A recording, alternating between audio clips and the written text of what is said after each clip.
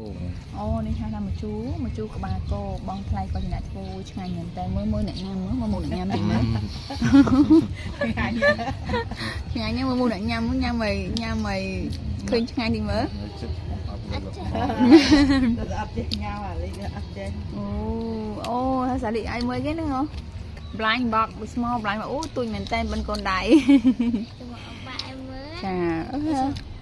មានពណ៌លឿងពណ៌កាឈូកពណ៌ផែពណ៌ថ្នោតអូខេផែខាងផែអ៊ំខាងខាងមានពណ៌ចែកខោពណ៌ស្វាចាអូខេអ្នកមើលនេះសង្ស័យតើមើលឲ្យហៀទឹកមាត់ទេនេះ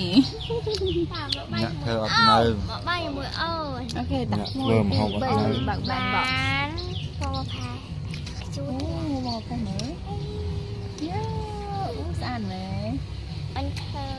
6អូនធ្វើ6អូខេតែអូនសាពីទៀតអូខេถ้าไปធ្វើក្នុងផ្ទះសាលីឥឡូវមកធ្វើនៅក្រៅនេះគឺខ្យល់អាកាសបរិសុទ្ធណាហើយណែនៅយើងនៅត្បូងឃ្មុំគូណាចាបាទសួងគេហៅសួងហ្នឹងហើយសួងកើតហ្នឹងអូសួងកើតចាំពេលទៅដល់តែចាំយើងអាំស៊ីមទាំងអស់ហ្នឹងអូខេលើមើលអ្នកញ៉ាំបន្តទៀតសិនញ៉ាវ៉ាវបាទគោពុះវិនពុះគ្រឿងក្នុងគោអូខេឆ្ងាញ់ណាស់